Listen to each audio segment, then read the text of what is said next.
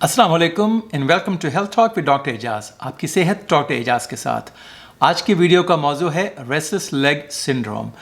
अगर आपको रात को ख़ास तौर पे या जब भी आप लेटे हों या आराम कर रहे हो, टांगों में ऐंठन हो रही हो, पूरा खिंचाव हो रहा हो और दिल चाहता है कि बस उसको टांगें पटकते रहें या टांगों में दर्द हो रहा है, थोड़ा सा कोई टेंशन और या क्रैम्प्स भी हो रहे हैं, तो ये वीडियो आपके लिए है।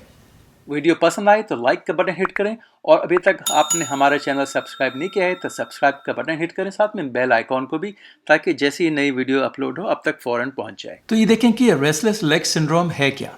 देखें, इसको जो ये कंडीशन है रेस्टलेस लेग सिंड्रोम की, इसकी कोई हमें जो बुनियादी वजह है वो नहीं मालूम ठीक से, लेकिन इसकी बहुत सी वजूहात हैं जिसका भी हम जिक्र करेंगे।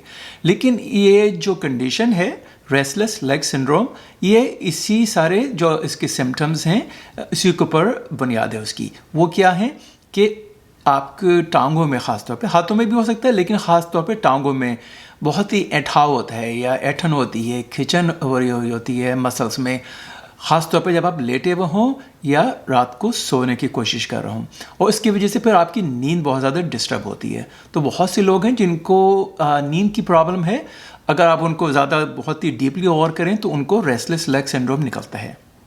इसके अलावा और क्या इसके सिम्टम्स हैं, एक तो ये कि जैसे आप जब लेटे हों तो या बैठे हों जब हैं, और उसके बाद अगर आप जैसे खड़े हो गए तो वो फिर आपको थोड़ी सी बेहतर हो जाती है कंडीशन इसकी, और दिल चाहता है कि बस टांगें बस को इधर से उधर करते रहें, और लेकिन जैसे ही फिर आप ज़रा उठ के बैठे, चलना फिरना आपने शुरू किया तो वो जितनी भी आपकी कैफियत थी वो ख़त्म हो गई।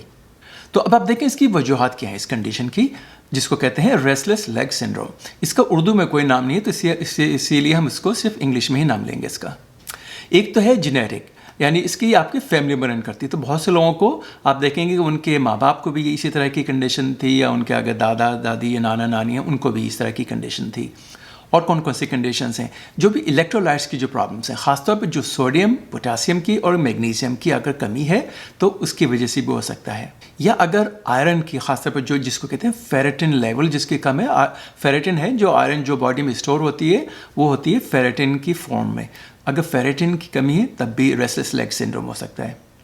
और बहुत सी कंडीशंस जैसे डिप्रेशन है, फाइब्रोमाइल्जिया है, थायराइड की कमी है, किडनी अगर फेल हो रहे हैं जिनको, ख़ासतौर पर जो लोग डायलिसिस पे हों, या जो कंडीशन जिसको कहते हैं पेरिफेरल न्यूरोपैथी, जो कोई कंडीशन जिसमें नर्व्स जो हैं वो ख़ासतौर पे जो पैरों में और हाथों में अगर डैमेज होना शुरू हो जाए, ख़ासतौर पे जैसे डायबिटीज़ के बाद, तो उस कंडीशन में पेरिफेरल न्यूरोपैथी में भी रेस्टलेस लेग सिंड्रोम काफ़ी कॉमन है।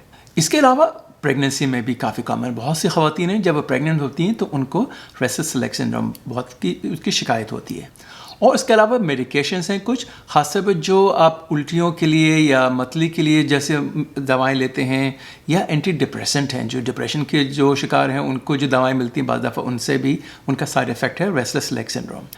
अच्छा, एक बात ये ध्यान में रखने की है, जो रेस्टलेस लेग सिंड्रोम है ये जो रात को जो मसल्स के क्रैम्प्स होते हैं उससे मुख्तलिफ कंडीशन है, तो उससे दोनों को कंफ्यूज नहीं करना चाहिए। आमतौर पर लोग कंफ्यूज कर देते हैं, डॉक्टर्स भी बाज़ दफ़ा कंफ्यूज कर देते हैं। जो रात को जो क्रैम्प्स होते हैं वो बाकायदा ऐसा होता है कि अचानक बहुत ही शदीद एक ही टांग में कोई सी भी बहुत ही शदीद एकदम से लगा कि आपका एकदम से बिल्कुल क्रैम्प आ गया, आपको खड़ा होना पड़ा, आपकी नींद फ़ौरन ख़त्म हो गई, वो उठ के बैठना पड़ गया। वो है, उसको कहते हैं नॉक्टर्नल क्रैम्प्स, यानी रात को जो टांगों में क्रैम्प आ जाता है, वो यूजुअली एक ही सिर्फ टांग में होता है। अच्छा, जबकि रेस्टलेस लेग सिंड्रोम जो है ये दोनों टांगों में होता है, और ये इसमें क्रैम्प्स नहीं आते हैं, बस ऐसी फीलिंग होती है कि पूरा खिंचाव है और ऐंठन हो रही है, जैसे कोई चीज़ कभी क्रॉल कर रही है, बाज़ दफ़ा चुभन भी होती है, बस एक बेचैनी किसी कैफियत होती है। तो अब आप ये देखें कि ये रेस्टलेस लेग सिंड्रोम डायग्नोज कैसे करते हैं। तो इसका टेस्ट कोई नहीं, ये जितने मैंने सिम्टम्स बताए उसी की बुनियाद पे इसकी डायग्नोसिस होती है। लेकिन जो कुछ ब्लड टेस्ट है हम ज़रूर उसको ऑर्डर करते हैं, वो इसलिए ताकि जिनकी जो हमने वजूहात बयान की थी उनको डिटेक्ट कर लें कि इसकी वजह से तो रेस्टलेस लेग सिंड्रोम नहीं हो रही है। तो अब जैसे हमें इलेक्ट्रोलाइट चेक करना है, सोडियम, पोटेशियम, मैग्नीशियम हो गया, थायराइड चेक कर लिया, और ख़ास तौर पर आयरन के लेवल, ये बेसिक टेस्ट हैं, ये कराना बहुत ज़रूरी होता है इससे पहले कि हम डायग्नोज करें रेस्टलेस लेग सिंड्रोम को। अच्छा, एक और जो वजह है जो कि काफ़ी कॉमन है लेकिन लोग इसको कुछ ख्याल इतना नहीं करते, वो ये है कि कैफ़ीन اور نکوٹین جو ہیں یہ بھی ریسٹلیس لیگ کو بہت ہی کنٹریبیوٹ کر سکتے ہیں، اس کو بڑھا سکتے ہیں یا اس کی شدت میں اضافہ کر سکتے ہیں، خاص طور پہ چائے، اور وہ بھی خاص طور پہ اگر جو بہت ہی لیٹ اگر آپ چائے پئیں. ایون بہت کچھ لوگوں کو جیسے گرین ٹی پی تو اس کے بعد بھی ان کو ریسٹلیس لیگ سنڈروم زیادہ ہو جاتا ہے، خاص طور پر اگر شام میں یا رات میں چائے پئیں. اچھا، اب آپ دیکھیں اس کو مینیج کیسے کرتے ہیں، کس طرح سے اس کو ٹریٹ کریں. ایک تو ہے کہ جو بغیر میڈیکیشنس کے ہیں تو اس میں یہ کہ ایکسرسائز بڑی ضروری ہے کہ آپ اس کو ریگولر واکنگ کرتے رہیں، لیکن لیٹ نائٹ میں ایکسرسائز وغیرہ نہ کریں. اچھا، اور دوسرا یہ کہ بعض دفعہ آپ اس کو جیسے گرم پانی سے سکائی کرتے رہیں. کچھ لوگ جو ہیں جب وہ وارم بیتھ لیتے ہیں رات کو سونے سے پہلے، اس سے ذرا افاقہ ہو سکتا ہے، یا میگنیشیم کے سپلیمنٹس اگر لینے لگیں اس سے بھی تھوڑا سا بہتری ہو سکتی ہے. اور اگر خاص طور پہ آپ کی آئرن کی کمی ہے تو آئرن کے سپلیمنٹس کو لینا بہت ضروری ہے. تو ضروری ہے کہ پھر آپ کی آئرن کی ٹیبلیٹس لیں. اگر بہت ہی زیادہ شدید کمی ہے آئرن کی تو اس میں یہ کہ آپ کو بعض دفعہ آئرن کی انفیوژن بھی لینا پڑتی ہے، اور جو آئرن کی انفیوژن ہے وہ ہمیشہ ٹیسٹ ڈوز کے بعد لیتے ہیں تاکہ کسی قسم کا ریئیکشن نہ ہو. اچھا، اب دیکھیں کہ کون سی میڈیکیشنز ہیں جو کہ اس کو مدد کر سکتی ہیں. اس میں جو ایک گروپ ہے جو کہتے ہیں ڈوپامن ایگونسٹ. وہ یہ کرتے ہیں جو باڈی میں ایک کیمیکل ہوتا ہے ڈوپامن، وہ اس کی مقدار کو بڑھا دیتے ہیں. تو ان میں سے جو 2 میڈیکیشنز ہیں جو کہ FDA اپرووڈ بھی ہیں، ایک کا نام ہے روپینالول اور دوسری ہے پرائمیپیکسول جو کہ میراپیکس کے نام سے بھی آتی ہے. اس کی جنرلی یہ کرتے ہیں کہ شروع میں اس کی لو ڈوز استعمال کرتے ہیں، جیسے 1 ٹیبلٹ رات کو 1 گھنٹے سونے سے پہلے، اور اگر اس سے 1 ہفتے یا 2 ہفتے کے بعد اس کو اگر فائدہ نہیں ہوا تو پھر آپ اس کو 2 ٹیبلٹس بھی لے سکتے ہیں، 3 ٹیبلٹس بھی. اور ظاہر بات ہے کہ اب یہاں تک اگر آپ کو نوبت آ چکی ہے تو وہ آپ اپنے ڈاکٹر سے رجوع کرنا بہت ضروری ہے. وہی ساری میڈیکیشن جو ہیں بغیر ڈاکٹر سے کنسلٹ کیے بالکل استعمال نہ کریں. اور ایک اور گروپ ہے میڈیکیشنز کا، وہ ہم عام طور پہ جن کو ایپیلیپسی یا سیجرز ہوتے ہیں یا بعض دفعہ جن کو نرو پین ہوتا ہے وہ استعمال کرتے ہیں. ان میں جو 2 میڈیکیشن جو سب سے زیادہ کامنلی یوز کرتے ہیں وہ ایک تو ہے گاباپینٹن اور دوسری ہے اس کو کہتے ہیں پریگابلن، اور جو لیریکا کے نام سے بھی آتی ہے.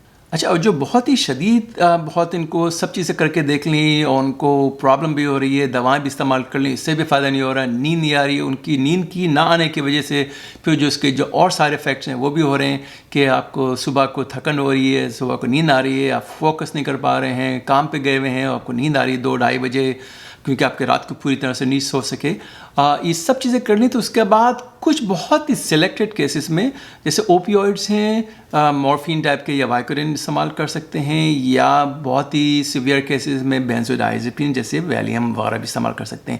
لیکن اگر آپ نے 1000 کیسز دیکھے تو اس میں مے بی آپ 1 یا 2 کیسز ایسے ہیں کہ اس میں آپ یہ استعمال کریں. ہاں، لیکن جو اوپیوئڈس ہیں اور جو بینزوڈائزپینز ہیں جس کے اندر جیسے ویلیم ہے، ڈائزیپام ہے، مورفین، وائکورین وغیرہ، یہ جو ساری میڈیکیشن ہم کو بہت ہی ڈسکریج کرتے ہیں کیونکہ یہ ایڈکشن کرتی ہیں، یہ نشہ آور دوائیں ہیں اور عادی بنا دیتی ہیں. تو اس وجہ سے ہمیں بہت ہی کاشیس ہوتے ہیں کیونکہ دیکھیں ریسٹلیس لیگ سنڈروم جو ہے عام طور پہ کرونک ہوتا ہے، یعنی لگا رہتا ہے سالوں سال تک. تو اگر آپ نے یہ ساری میڈیکیشن استعمال کرنی ہے مہینوں، ہفتوں اور یا ایون سالوں میں، تو پھر تو آپ کو بہت ہی زیادہ کاشیس ہونا پڑے گا. تو ان جنرل ہماری ریکمنڈیشن نہیں ہے کہ ہم اس کو اوپیوئڈس کو استعمال کریں یا بینزوڈائزپینس کو استعمال کریں. اور اگر آف کورس جیسے آپ کی کسی میں سوڈیم کی کمی ہے، پوٹاسیم کی کمی ہے، میگنیزیم کی کمی ہے تو وہ آپ اس کو لے سکتے ہیں. ایک اور کچھ لوگوں میں جیسے وائٹامن ڈی کی یا ایون کیلشیم کی بھی اگر کمی ہے تو آپ وائٹامن ڈی اور کیلشیم کے سپلیمنٹس بھی لے سکتے ہیں. ٹپکلی جو وائٹامن ڈی ہے اگر آپ ٹریٹمنٹ کر رہے ہیں تو اس کا ہم 1000 سے 2000 یونٹس لیتے ہیں روزانہ.